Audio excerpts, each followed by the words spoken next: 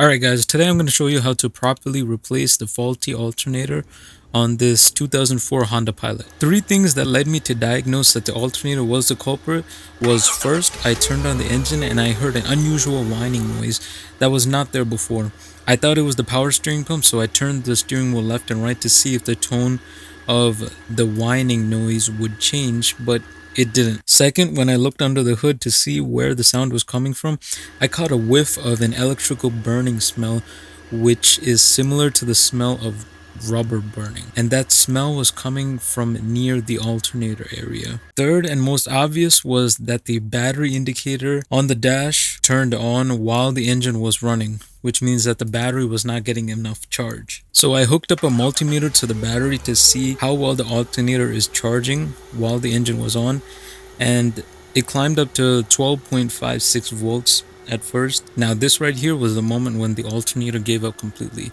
As you can see, the voltage dropped down to 12 volts within a matter of 1 or 2 minutes. Now while the car is running, the battery voltage should be between 13.6 and 14.4 volts. So this was already below the recommended voltage range. So now that we know that the alternator is the culprit, let's get started on removing the old alternator. First, start off by disconnecting the negative battery terminal and place it to the side. Make sure it's not touching the metal body of the car. Next, to remove the engine cover, use a 10mm socket to remove the 4 bolts that's holding it in place. Once you remove the top cover, now move on to the lower cover. Using a flathead screwdriver, turn the plastic fasteners a quarter turn left and then pry up on this plastic retainer in order to remove it. Now the cover can be removed. Make sure to remove this rubber piece, which is where the plastic retainer inserts into, so you don't lose it. You know, you live and you learn. Ask me how I know. To remove the coolant expansion tank, just pull straight up firmly until unclipped from the bracket. And it's the same procedure for the power steering reservoir tank. Just pull it straight up and move it to the side. In order for there to be more space in this area, remove the power steering tank bracket using a 10mm socket. Now use a 10mm socket to remove the alternator wire bracket bolt. To disconnect the electric wire from the alternator, use a 10mm socket with a few extensions in order to remove the flange nut holding the wire in place. Be ready with a magnet tool while removing this bolt so that you don't drop it. Now the wire will freely come off once you're pulling the alternator out. There is another electrical connector that needs to be disconnected, which I will get to after removing the alternator bolts. Alright, now let's move to the power steering pump. Put down some cloth or paper towels below the hose so the fluid doesn't get everywhere. Use nose pliers and slide the clamp down. Twist and pull the power steering hose out and use something to stop the fluid from leaking. I used rubber gloves and just covered it over the hose and the inlet port to prevent fluid from leaking.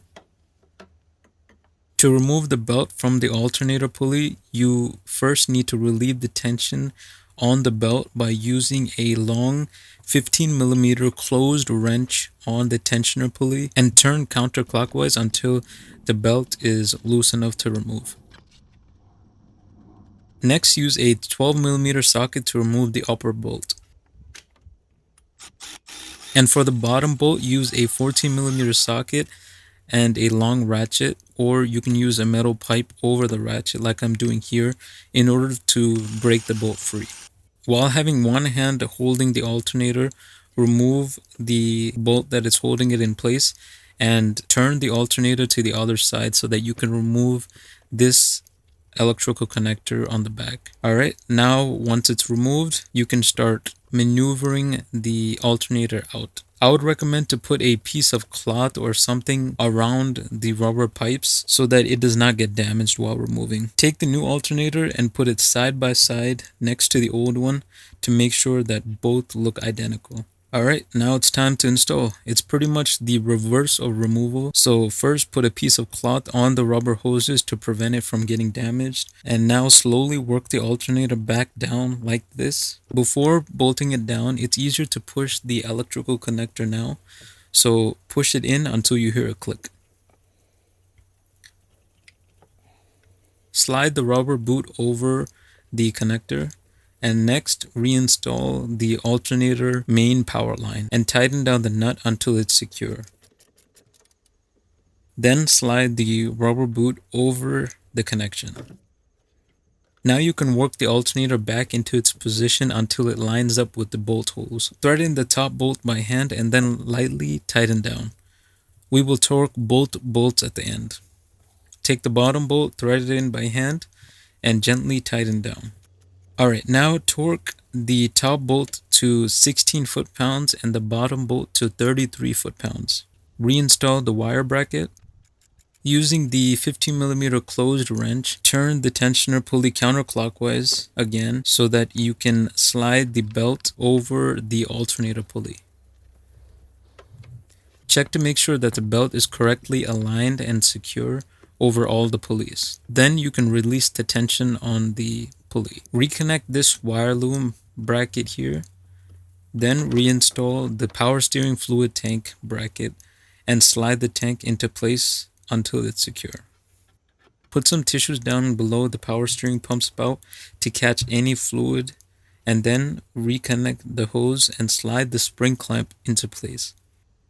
Take the coolant expansion tank and slide it down into its bracket, and then put all hoses and wires into its correct bracket. Now reinstall the lower engine cover first by pushing this rubber grommet piece into place, and then secure the cover into place by pushing in this clip and turning the plastic clips a quarter turn clockwise. Finally, reinstall the top engine cover by tightening down the 4 10mm bolts. Reconnect the battery, and now for the moment of truth.